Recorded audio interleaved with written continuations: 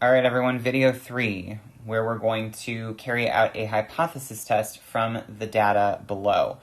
Who plays harder? The average amount of time boys and girls aged 7 to 11 spend playing sports each day is believed to be the same. A study is done, and data are collected, resulting in the data in the table. Each population has a normal distribution. I might, kind of take a moment here and highlight that for myself. That seems like that could be helpful. So we've got our data below. Notice our sample sizes are pretty anemic. So the main thing that we want to do here is there a difference in the mean amount of time boys and girls aged 7 to 11 play sports each day? Test at the 5% significance level. So again, as I mentioned in the previous video, if you see level of significance, or I guess as I misread it, significance level, then you're going to be doing a hypothesis test. Notice that you have two groups. And I also want to note here is they had said, is there a difference in the mean amount of time? So notice that that really doesn't give us a clear direction as to if they believe that boys are playing more or if girls are playing more. So let's just keep that in mind.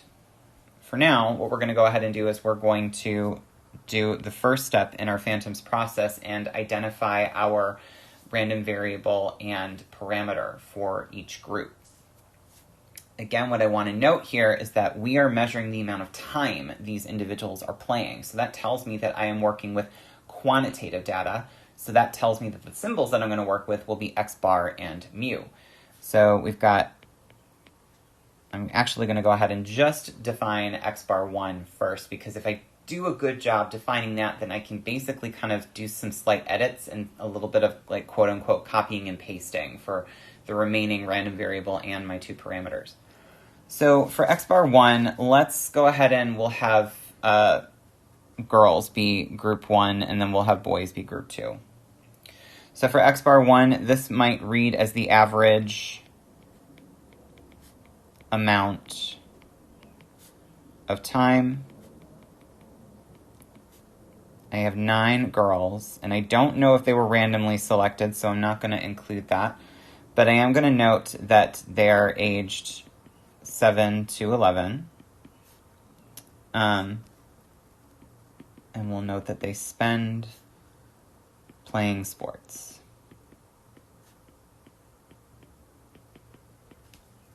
Go ahead and take a moment and see if any information is missing or if you kind of need to do a different edit. I personally think that what I have is okay, but if you think that it should be something different or if it should be worded differently, please let me know. But what I want you to go ahead and do now is pause the video and go ahead and define the remaining random variable and the two parameters. When you are ready, press play. All right, get to it. Okay, so as you can see, I basically used the same structure that we had for x bar 1, and I just did some slight edits, but mostly a lot of copying and pasting. Let's move on to our hypothesis. I'm going to go ahead and move up a little bit so I've got a little bit of space. So with our hypothesis step, we're going to call out our null, our alternative, it's a little bit of a tongue twister, and then our level of significance, just to have it so that we don't have to kind of root through the narrative later on. So for the null, remember, you're going to be a little bit kind of pessimistic, and you're like, there's no difference between them. So we're going to say mu sub 1 is equal to mu sub 2. So the amount of time that girls are playing sports is going to be the same amount of time that boys are playing sports.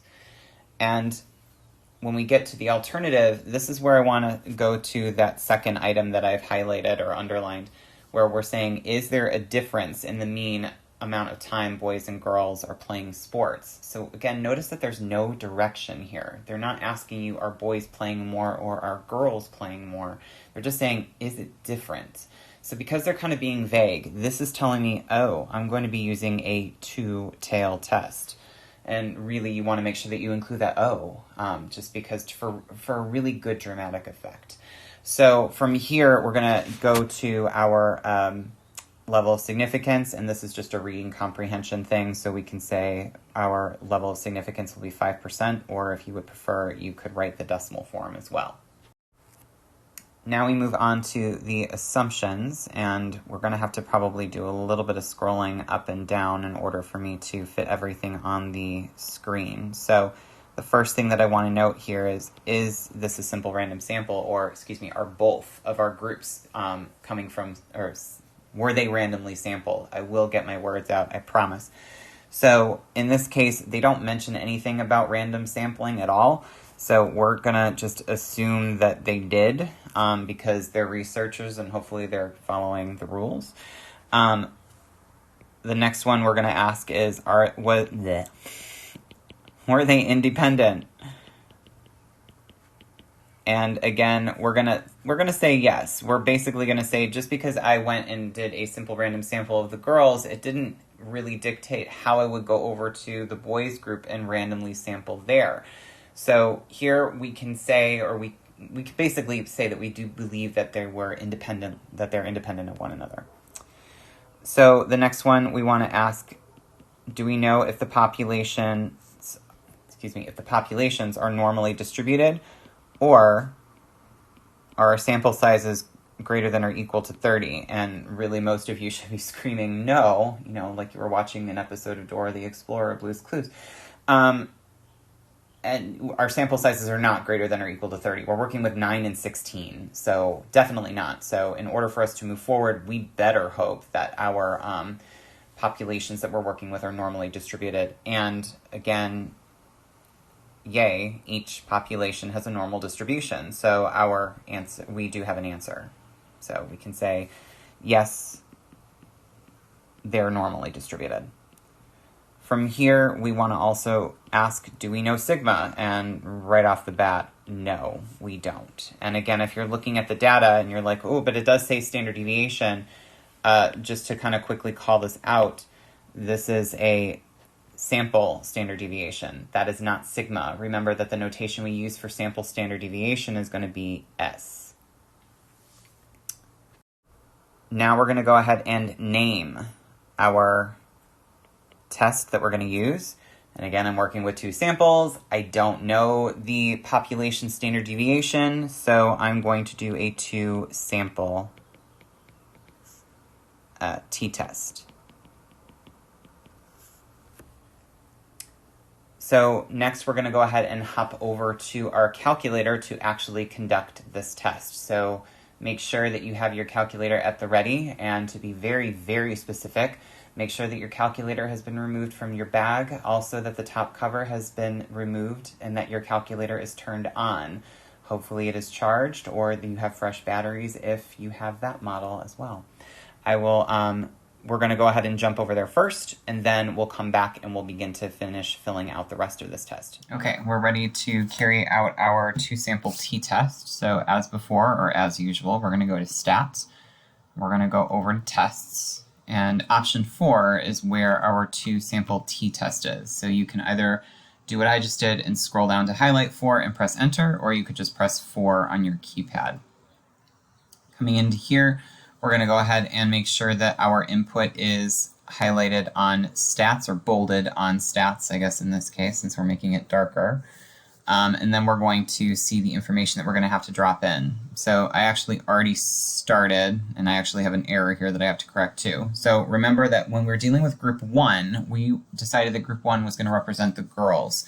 So our sample mean from our data table said that the average number of hours playing sports per day for girls was 3, with a standard deviation of 0.866, and we only had a sample size of 9.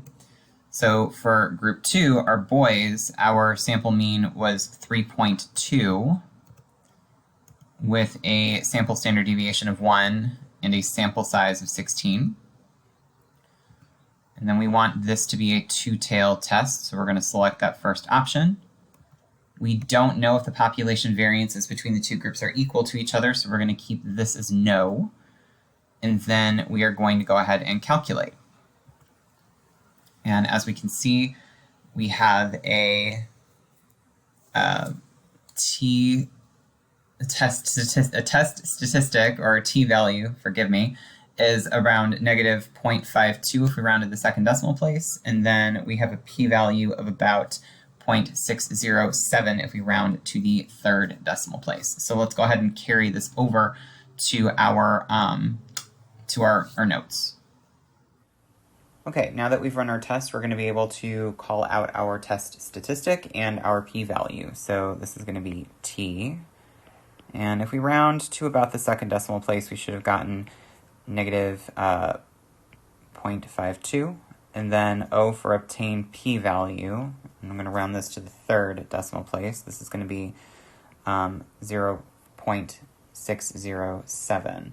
And this allows us to now move into making our conclusion. So if we go ahead and jump to that, I'm going to pull down my p-value. Oops. Keeping in mind that it's in its decimal form, and I'm also going to bring down alpha. And you can either work with these in their decimal form, or if you would like, you can convert them into their percentage form, because either way, you're going to be making the same conclusion. So in this case, the p-value is definitely greater than our level of significance. So as a result, we are going to fail to reject the null. We don't have enough evidence to believe that girls are playing differently, or are playing a different amount of time than boys are. That's what we want to kind of note here. So now we're going to move into writing our statement. And actually, since you all have been working on this for quite some time, I want you to explore writing the statement on your own first. So even though I'm not there physically with you right now, I am asking you to make me a promise. Make an attempt at writing your conclusion. I don't care if it's messy, if it's ugly, or if you don't like it, give it a try. It's just a messy first draft. And once you are done, press play again, and I'm going to talk about how that final conclusion should look. Okay, so go ahead and pause, take some time to think about it, write it out, and then maybe have a different color pen at the ready so that you can make some edits. All right, get to it, and I will see you, or you will see the solution at least, in a few seconds or once you press play. Okay, everyone, as you can see, the screen shifted because I wanted to do a slow reveal, because why not make it dramatic, right? So for our final statement, we should say something like, at the 5% significance level, we fail to reject the null. That's basically the same way that we've been starting all of our conclusions for our hypothesis tests. Then we kind of go on to add, we do not have sufficient evidence that the average number of hours boys and girls age 7 to 11 play sports is different. So again, if yours doesn't say this exactly, it does not mean that yours is incorrect. Make sure that it's hitting on the same types of details and qualities, and then you're good. We are now going to go ahead and move on to creating a confidence interval in the next video with the same data. And what I want you to do going into the next video, keep in mind that we failed to reject the null. What do you think that means you're going to encounter in your confidence interval? So, and if you're not sure, a hint would be, go back to your null hypothesis that you started off with in this hypothesis test. That's going to indicate to you what you might encounter when you start to build your confidence interval. I'll see you in the next video.